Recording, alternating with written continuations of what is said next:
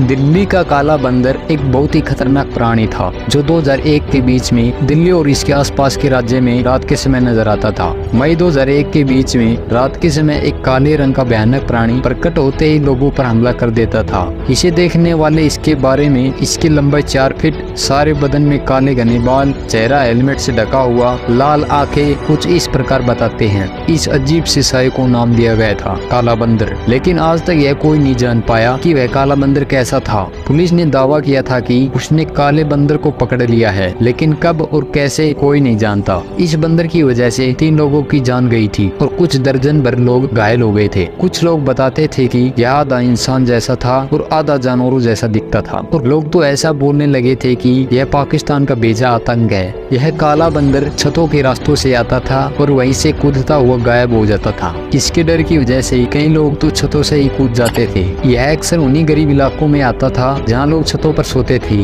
6 foot लंबा यह काला बंदर लोगों के पैर और कमर को निशाना बनाता था। रात को सोते हुए लोगों पर हमला करता था।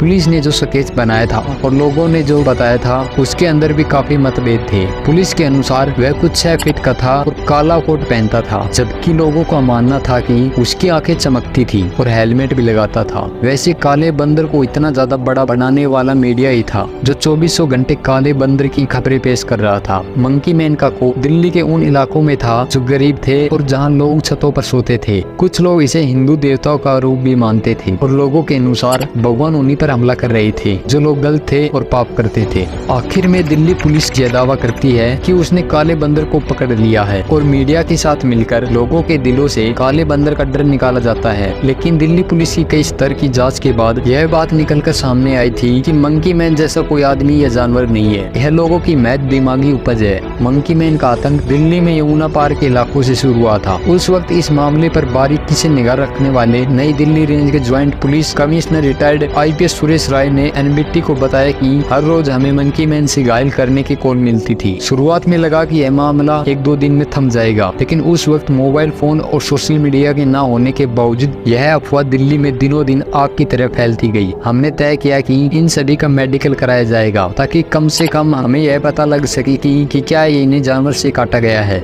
लेकिन तमाम घायलों की बारीकी से जांच करने के बावजूद हमें एक भी मामले में किसी जानवर द्वारा पंजा मारने या फिर काटने का कोई सबूत नहीं मिला। हाँ, लक्ष्मी नगर से हमने एक शख्स को गिरफ्तार किया था। उसने मंकी कैप पहनी हुई थी और पंजा भी धातु का बना हुआ था। वह मानसिक रोगी निकला और लोगों को इस तरह से डरा रहा था। उस वक्त के दिल्ली पुलिस के PRO रवि पवार बताते हैं कि मुझे याद है कि जब मंकी मैन की अफवाहों का बाजार बहुत गर्म होने लगा तो हमने ऐसे लोगों के खिलाफ FIR करनी शुरू कर दी थी। पवार ने बताया कि चोटी कटने की घटनाओं के सामने आने के बाद उन्हें खुद दिल्ली में मंकी मैन का जमाना याद आ गया था, जिसमें जरा भी सच्चाई नहीं थी, बस ये लोगों का वहम था। और इस वहम ने ऐसी हवा को जन्म दिया कि कितने ही लोग इसे सच मान बैठे, कितने लोग अपनी ही परछाई से डरकर सच से गिर गए। इनमें काफी लोग घायल हुए थे और कुछ की मौत भी हुई। जितने भी लोग घायल हुए थे उनमें से जब क्रॉस पूछताछ की गई तो कोई भी यह नहीं बता सकता था कि उसने अपने सामने मंकी मैन को देखा था। सब यही कहते थे कि उन्हें लगा कि मंकी मैन ने उनके ऊपर हमला किया।